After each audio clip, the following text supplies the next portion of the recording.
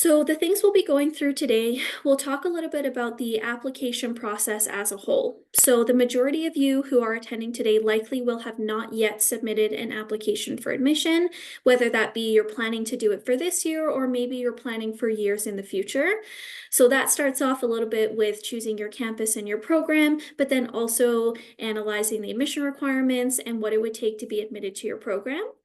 Then we'll go through an actual how to apply. I've got some screenshots from the actual application for admission because sometimes folks have a little bit of difficulty with it and we want to make sure we're doing it properly so there are no problems. We'll talk a little bit about the evaluation process and then what happens after you receive an offer of admission. So let's jump quickly into the process of applying to the University of Alberta. So the first thing, well, the first two steps are really choosing your campus and choosing your program. Truthfully, you can do them in either order. It's really doesn't matter. If you want to start with choosing your campus, a lot of folks only know that or typically only think that we have one campus when we actually have multiple.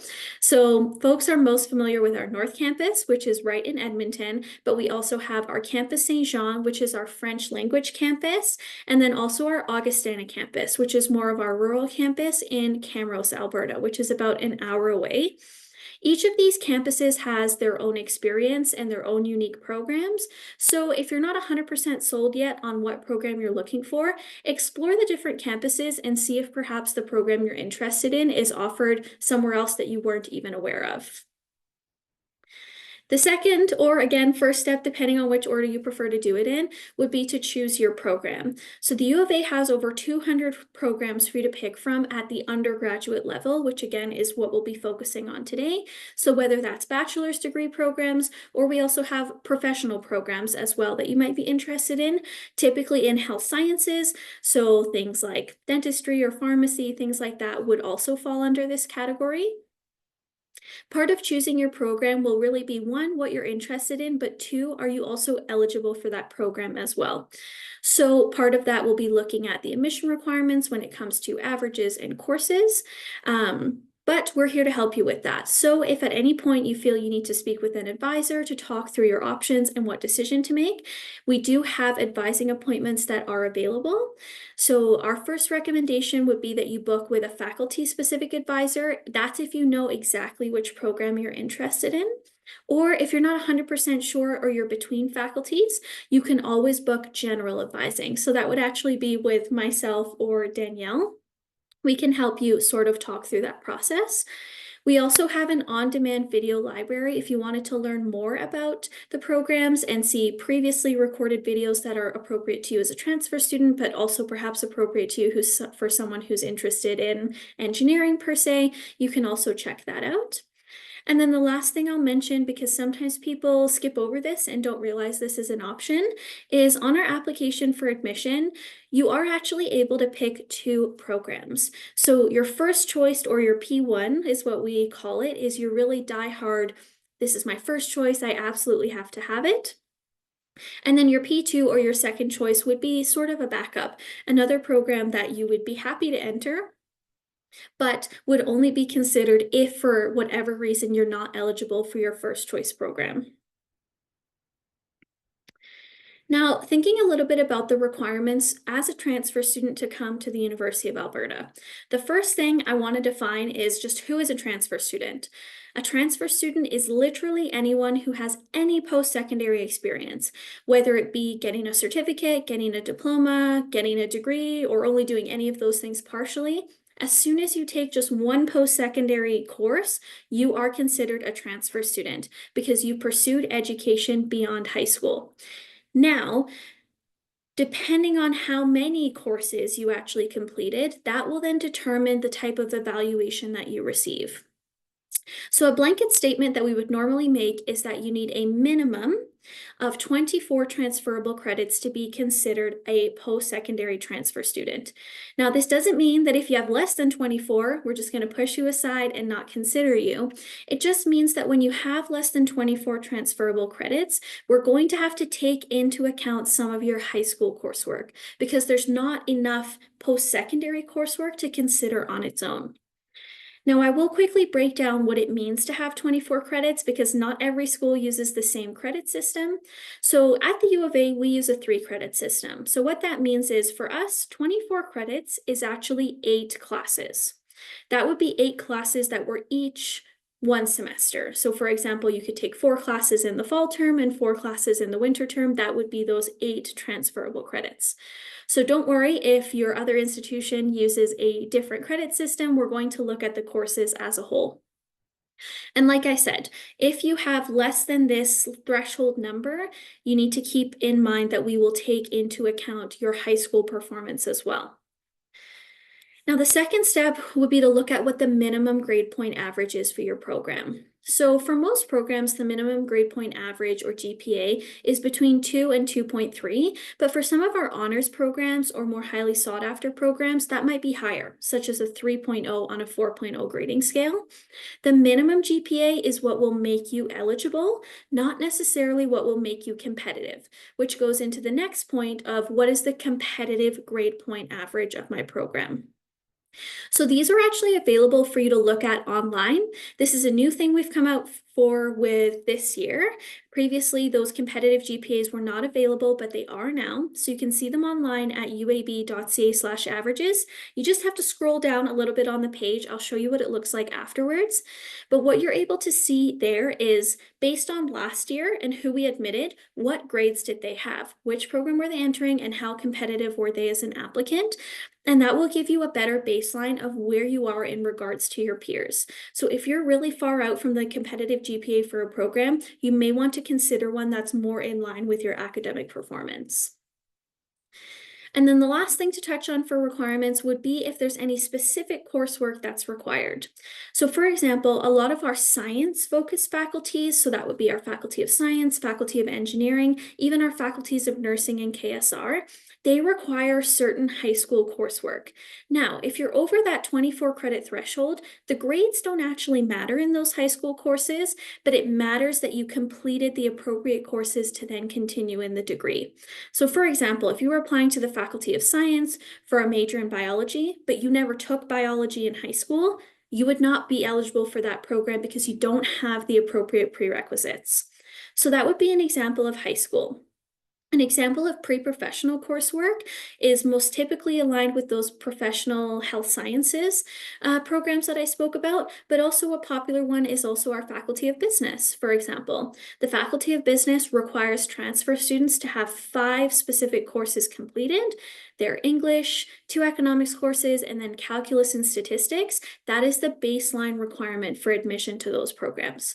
So if any of those programs are the ones that you're considering, you can always check those admission requirements online. That link in the bottom left corner, uab.ca/transfer, will take you to a page with each faculty hyperlinked so that you can review it, or alternatively, you can submit a question at the end and we'd be happy to review it with you.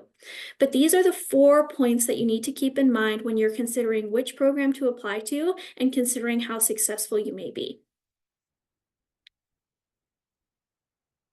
Now, I know a big portion of applying to transfer to the U of A or any other institution is transfer credit. So I wanted to touch on this briefly so that you're not kept in the dark about this process. So the important thing to note is that we can only ever assess your transfer credit after you've been admitted. It is simply impossible to do it ahead of time just based on how many people apply to transfer to the University of Alberta. Now, there are a couple of ways you can bridge that gap. The first being if you're studying at an Alberta institution, or there are some BC or Northwestern Territories institutions that are also included in this, you can use something called Transfer Alberta. This is a government website that all the schools participate in, and you can essentially say, I'm studying at Red Deer Polytechnic, I want to go to the U of A, here are my courses, what does the outcome look like? So that's an option for our students that are in Alberta. For our students that are not in Alberta, we do have an internal database called our Transfer Credit Search Tool. Again, you can access it starting from the link that's on the screen. This is a collection of all the previous transfer credit we have granted to students in the past. So, with that being said, this is not comprehensive because we can't assume the answer to transfer credit before someone presents it to us. But if you attended an institution, let's say in Ontario, and you wanted to see if someone previously had transferred from that school in Ontario and what that looked like, you can go and search by your province and by your institution to see the results. Now, again, it's not comprehensive. Any courses that are missing, it might be that they're not transferable, but it could also equally be that we've just never seen them before. So try not to get too worried about that. The last thing to touch on with transfer credit is there are more factors than just if the course is transferable. The course being transferable to the U of A, which means that it's the same or similar content, it's been examined or assessed in the same way, it's the same number of lecture hours, and it's of the same caliber and quality, that's one thing.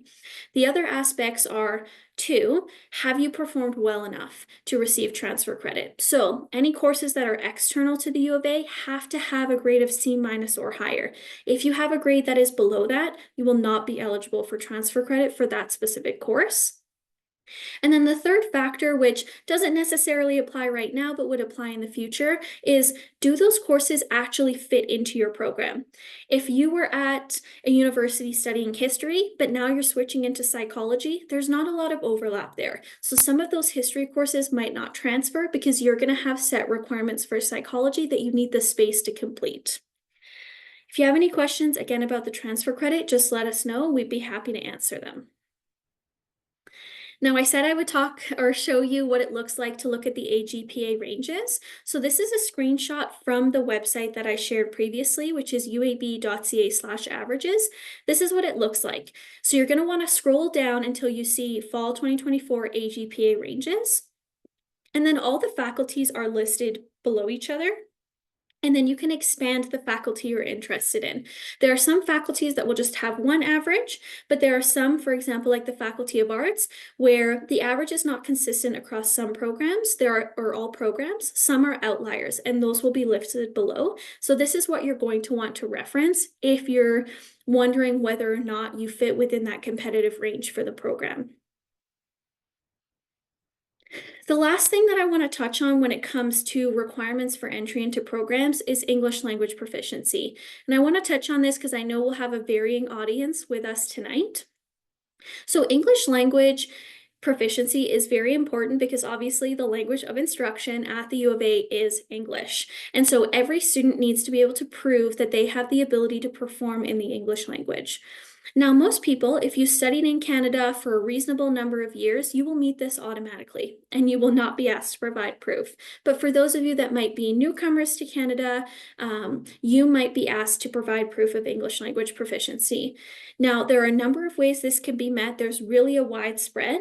The baseline is for programs that just require the written proficiency, you can either have 3 years of full-time education in English, whether that be high school, post-secondary, or a combination of both.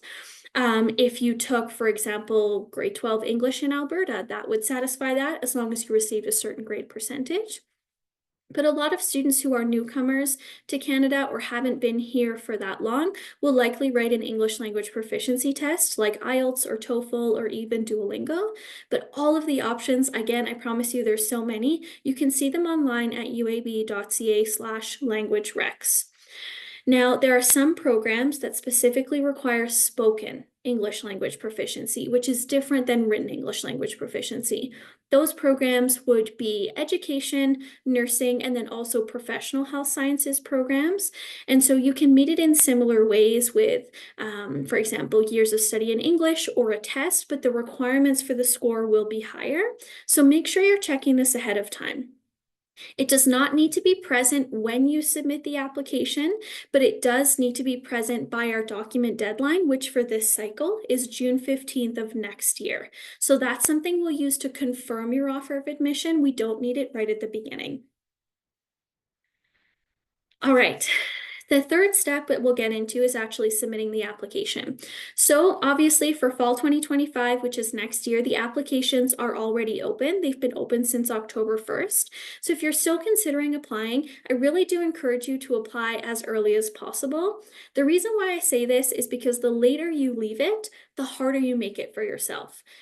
The later you leave it, more people have applied, more people have been admitted, and there's literally just less spots available. So if there's nothing else that you have to lose or nothing that's impeding you from submitting the application, do so as early as possible. Along with that, if you are interested in residence, which I can touch on later, the applications for that are open as well. If you're not considering applying for this year, fall 2025, just know that whichever year you're thinking of, the year prior is when the applications open, and it's always on October 1st. The application is obviously started and submitted online at uab.ca/apply, but I'll show you what it looks like in the next slides. So this is what the application looks like from the inside. Obviously, there's no identifying information in here. This is just taken as an example. Everyone's will look a little bit different depending on the answers you give to the questions, but for the most part, this is what it will look like. So on the sidebar, you'll have all the different sections that you need to fill out, starting with your personal information, of course. So just the identifying information that we need about you, things like your address, your name, your email, your emergency contact, all those sorts of things. Those are going to be the first two sections. For example, if you're also an Alberta student, you'll be asked to put in your Alberta student number. If you're a BC student, you'll be asked to put in your BC PEN number. Things like that will be in those two sections. The really important sections of this application are the two that start with the word academic. So academic information and academic history are by far the most important pieces of this application and usually where we see the most errors. So please try to pay attention to this portion.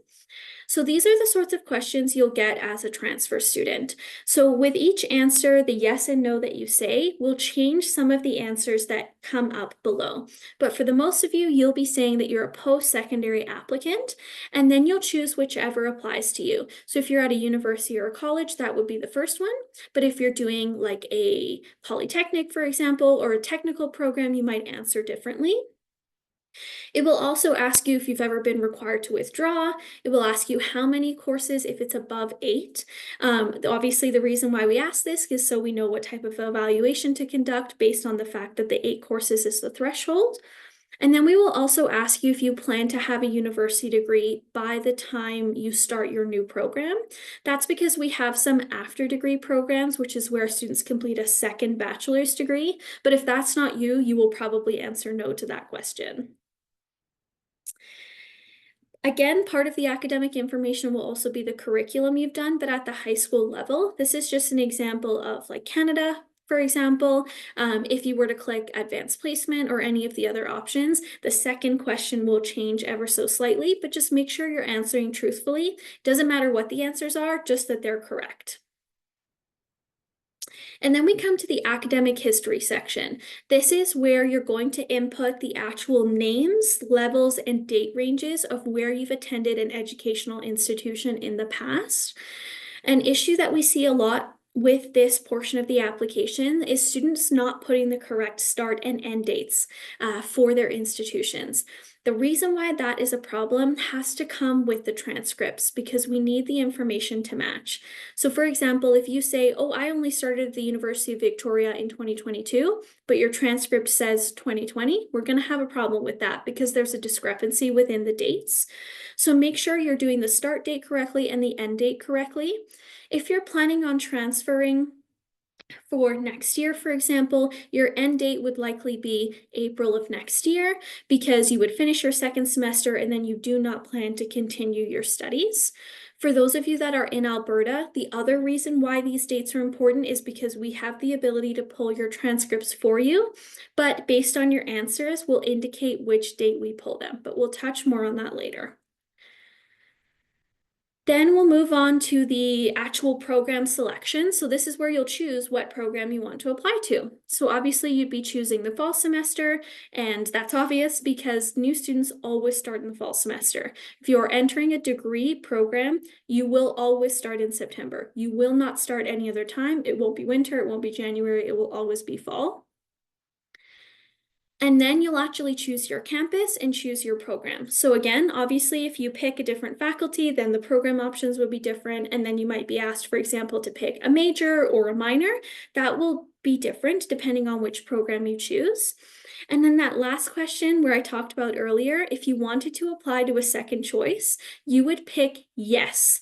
And then it would add another section for you to complete the same thing for your second choice program. So that's where you can make that indication. Or in the case of this example, you could say, no, I'm only interested in engineering, and that's it. Now there's an additional section for high school requirements. Not all of you will receive this, but some of you will. And this has to do with those prerequisites that we were talking about earlier. It's really quite simple. As you can see, this page just says the Faculty of Science requires these courses. Do you have them? Yes or no? It's really not more complex than that, but again, make sure you're answering truthfully, because if you don't, there's more implications to that. And then again, the English language proficiency will have its own section. It will ask you to say how you're going to fulfill that requirement. So this is an example of someone who wants to write a test to fulfill their ELP. But if you were to say, for example, I will present education or coursework, then the drop-down question after that will change ever so slightly. Again, not all of you will get this question, but for those of you that do, this is what it looks like. And then finally, we have the declaration. So this goes back specifically to Alberta students. This is anyone who's done high school in Alberta, but also post-secondary in Alberta. Essentially, if you provide us with authorization, you don't have to worry about your transcripts. Because Apply Alberta is a government-wide system, we can contact your institution on your behalf and request that they send the transcripts without you basically ever getting involved.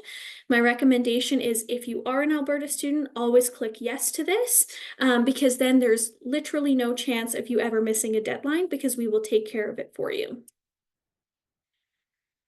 Now we'll talk a little bit about the evaluation. So one note that I want to make for anyone here who is interested in, for example, nursing, education, or a program that's like health sciences, like dental hygiene, for example, any programs that require the Casper test, which is a situational judgment test, you always have to submit your results from that before we can evaluate you.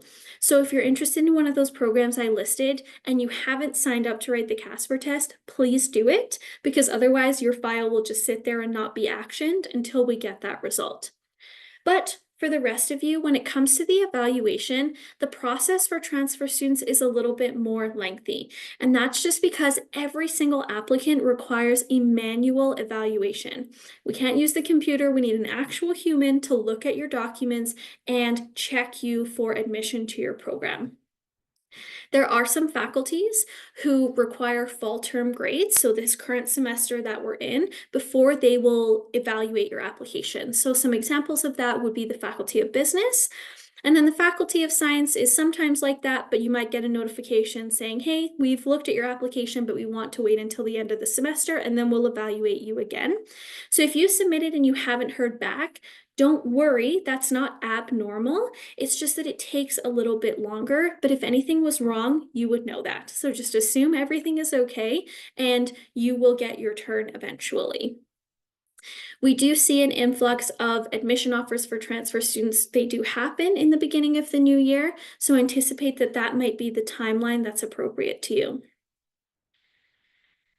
Another part of the application, if you're interested, but I really hope all of you would be, because who doesn't love free money, would be applying for scholarships. Now for us, our scholarship period is fixed. So it's not open right now. I'm saying this in advance of the scholarships opening. It will be open from February 1st to March 31st, so 2 whole months in next year. We just use one application to consider you for all of the awards. You do not have to write an essay for every single award you're applying to. It's just one application, typically 3 questions. That's basically just tell me about yourself, and we will then match you to appropriate scholarships where you fulfill the criteria. Now, there are 2 types of scholarships. This one applies to application-based scholarships, but we do also have something called admission-based scholarships.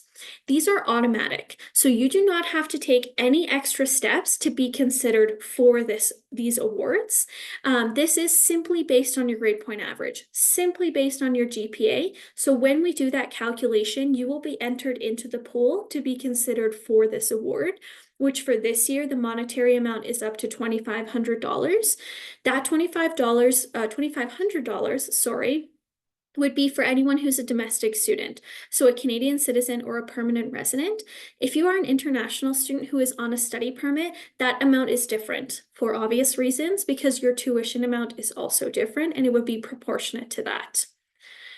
And then back to the application-based scholarships, these are just some ones that are specifically for transfer students. So there are much more than the three that are listed on the screen. These are just some examples that I have pulled. So for example, we have some that are specifically for Alberta students and some who are specifically for out-of-province students. Just to help with the cost of relocating to Edmonton for your studies. We know that that can be expensive, especially in this day and age. And then we also have another award, again, an example called the Unlock Your Potential Award. This is up to $2,500, so a larger amount. And that's for someone who is displaying interest in doing all these things at university, things like work experience, research, study abroad, opportunities that you might not get elsewhere, and are part of the reason why you want to attend the University of Alberta. So if you have any questions about scholarships, again, please just let us know because we actually came up with some of these scholarships and did all the behind the scenes work, so we can answer the questions for that. Now, the scholarship amounts won't mean anything unless you're familiar with what the tuition is. So I've got the example here on the screen. Again, domestic tuition is for anyone who's a Canadian citizen or a permanent resident. So you can see the amount for tuition, an additional amount for those ancillary fees. So like your textbooks or your lab supplies, that number can be very variable depending on your program, the program that you're in. And then also residence. If you choose not to live in on-campus residence, obviously this would not apply to you. But for those of you who are interested, this can just give you some perspective on how much it costs to live on campus for the 8 months of that school year, the 2 semesters. And we can talk a little bit about residence afterwards. And then this is the breakdown for international students. So someone who is here on a study permit.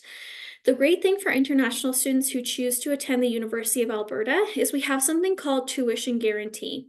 What that means is, once you're admitted to the U of A, you will receive a document that outlines your tuition costs for all of the years of your degree. That amount can never change. It is locked in. It will not change in the years that you are studying here. And so you can use that as a tool to help you plan effectively to cover those costs.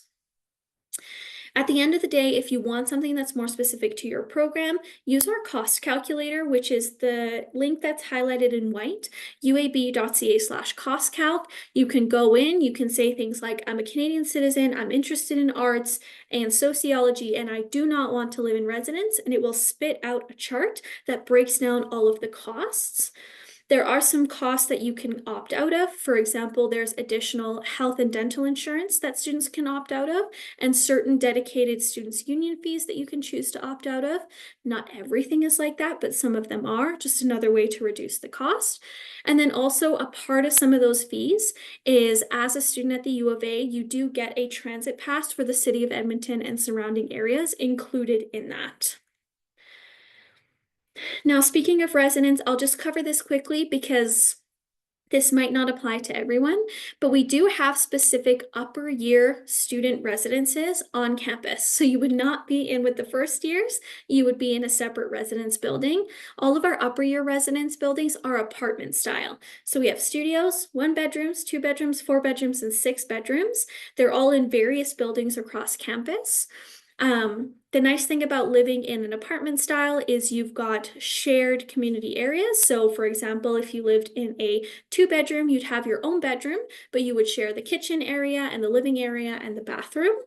And then if you didn't want to, for example, take on the responsibility for cooking, you can also opt into a meal plan and then visit the dining halls on campus rather than having to fend for yourself. There's lots of information about this online, so you can definitely check that out. If you want a guaranteed spot in residence, as in 100% we will have somewhere for you to live, if you are a new U of A student, if you apply by April 30th of, again, next year, we will have a spot for you. And then you don't have to worry about what your housing will be. For residents, and it applies for scholarships as well, you do not have to already be admitted to apply for these things. Once you submit your application for admission, apply for these things, and then if you get admitted afterwards, that's totally fine. All right, we're almost coming to the end. This is taking a teeny bit longer than I said, but we're almost there. So after you apply, you always want to check your status in Launchpad. Now, in Launchpad, that's where you'll be able to see your offer of admission, the letter, if you do receive one, as well as where you can check to see if we have received the documents we require or if you need to upload them. So this is a screenshot of what the Launchpad looks like from inside. So I've included this here so you can see what it looks like. So for example, here we have someone who's already uploaded their transcript. But in case you had a red X, which means we do not have it, what you can do is in the upload material section, click that drop down and just attach a PDF. Or a Word doc or a scanned image file, any of those are fine, but you can actually upload the document in the interim yourself. For example, this student here needs a Casper test. That result is sent to us directly by the organization that runs the test. So when we receive it, the way you would know we have it is if it turns into a green check mark. I'll quickly move through this. It's just beyond the application process, there's a lot more to explore at the U of A that may influence your decision to attend or hopefully improve the experience that you have as a U of A student. So for example, one of those things would be work experience. Each of our direct entry faculties does have work experience embedded, whether it be co-op, internship, practicums, they all call it something else, but it's essentially the same thing. That is available to all students in all direct entry faculties. We also have research. So anyone who's interested in research in any faculty can participate in that through an initiative that we have called URI. Any year, any program, but if you're interested in a self-directed project that's not a part of your program, you could pursue that. And then finally would be study abroad or exchange programs. So if you were interested in perhaps doing a semester abroad or doing an internship abroad or a field placement abroad, that is absolutely an option. There are, again, 250 different options to choose from. So just something to keep in mind. These three opportunities are open to all students, but it does take some planning, which is why I'm encouraging you to check it out ahead of time. If you have your phone on you or you're on a computer, I would encourage you to take a screenshot or a photo of this page, which is all the key dates in one place. So it's every date from basically now the application's already being opened to when you would start classes next year and everything in between. So try to make sure we're not missing any of these deadlines. The most important ones would be obviously if you're going to submit an application for this year, do it by March 1st of next year. And then if you want to accept your offer, do that by May 1st, or if it's after that, you would have 30 days to accept your offer. And then finally, the biggest one that we see transfer students missing sometimes is not submitting their documents. That document deadline is always June 15th. There are no exceptions. So by then, your institution must have sent us an official transcript. That's when we need your English language proficiency test results. All those checklist items have to be submitted by that date. And then finally, if you ever need to get in touch with us being myself and Danielle, you can either email us. Our email is transfer@ualberta.ca, or you can check out the website. It's fairly comprehensive. All of the topics we've talked about, those are headings on the website. So I would encourage you to check that out.